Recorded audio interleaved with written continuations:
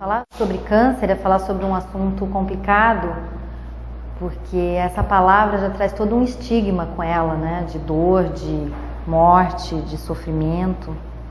E é uma doença que tem assustado as pessoas, fragilizado muitas pessoas, porque está aparecendo com uma frequência importante e numa faixa etária que anteriormente não era percebida, não era diagnosticada, e as pessoas têm ficado um pouco assustadas com essa frequência, né, que tem aparecido.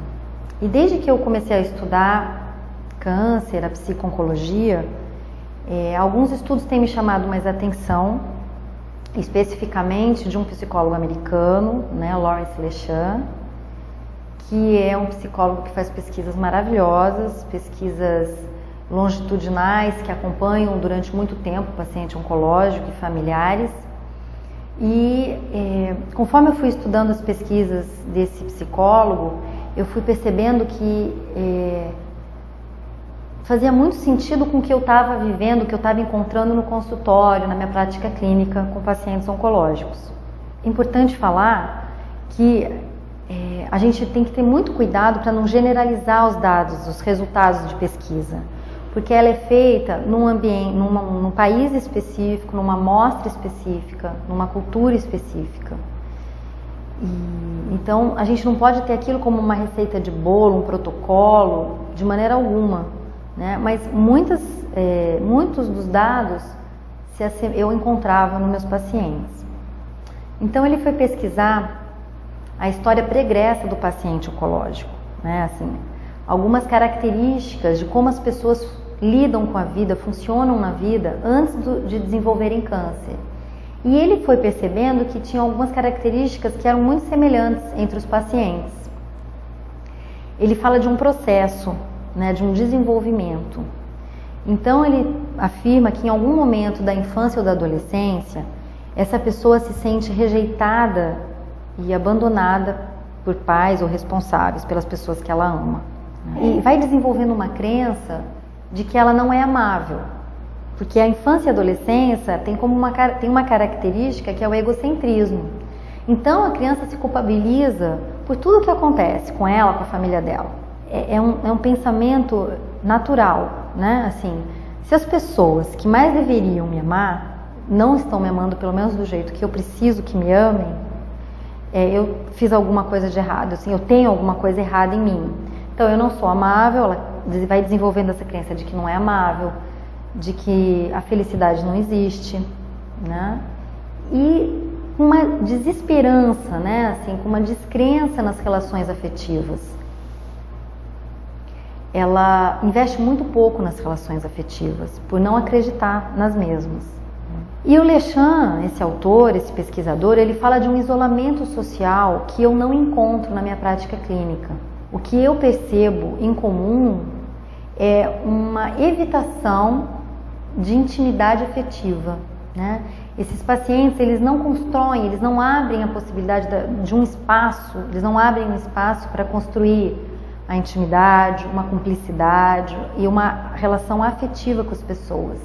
Baseada nessa crença de que ela não é amável, ela vai se transformando, na verdade, numa pessoa que se torne amável, né? Então ela vai mudando algumas características dela para que em que ela acredita, né, que ela vai se tornar amável.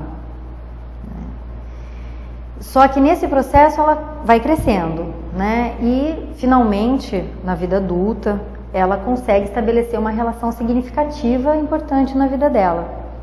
Seja a relação amorosa, seja a relação com o trabalho, com a profissão dela, ou com uma religião, ou com um papel que ela começa a desempenhar na família, por exemplo, com a chegada da maternidade. Alguma relação que seja central na vida dela e que faça a vida dela ter sentido, né? Que faça a vida dela valer a pena. Ela encontra isso. Vive aquela relação de uma maneira intensa, né? E após um tempo, a perda dessa relação, parcialmente ou totalmente, né? Ou ela se aposenta, ou ela perde o emprego, ou ela se separa, ou os filhos crescem e vão embora, e aquela relação que era central, que dava sentido para a vida dela, acaba, né? Estimulando, né, assim, incentivando a crença antiga a aparecer novamente. Então aí ela tem confirmada a crença dela de que ela não é amável, de que essa tal felicidade realmente não existe, e entra num termo que o autor, acho que traduziu, especificou muito bem, que é um desespero existencial. Ele nada mais é do que uma autoalienação, né? A pessoa ela já nem sabe mais quem é ela. Ela se transformou naquela pessoa que para ser amada, né? Para ser amável.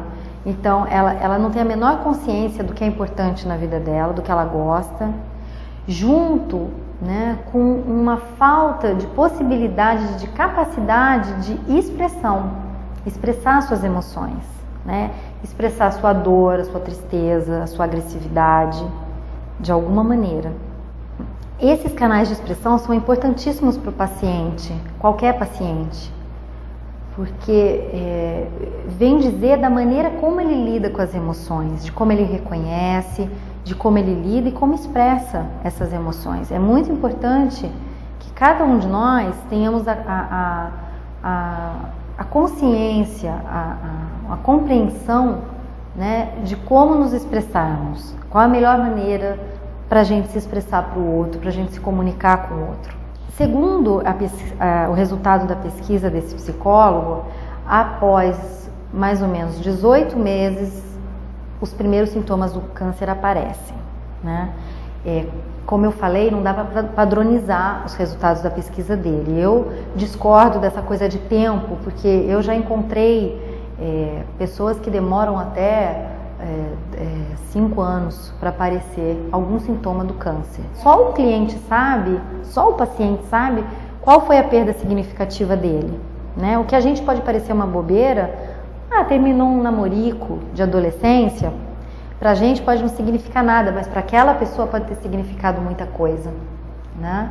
Então a gente percebe que não dá para padronizar e nem para estimar tempo. Não existe esse pensamento tão matemático de tem uma perda, logo depois aparecem os primeiros sintomas. A gente não sabe como é que isso aparece, como é que isso se processa dentro do organismo. A psiconeuroendocrinoimunologia, que é uma ciência que na verdade vem dizer da visão holística, né? Assim, que está provando através de pesquisas como as nossas emoções são influenciadas pelas nossas crenças, pelos nossos pensamentos, e como as nossas emoções influenciam o nosso organismo, através da produção de hormônios, de neurotransmissores, né?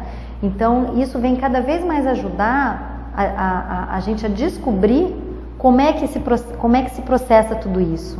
Porque eu acredito e me apoio e baseio o meu trabalho na visão holística.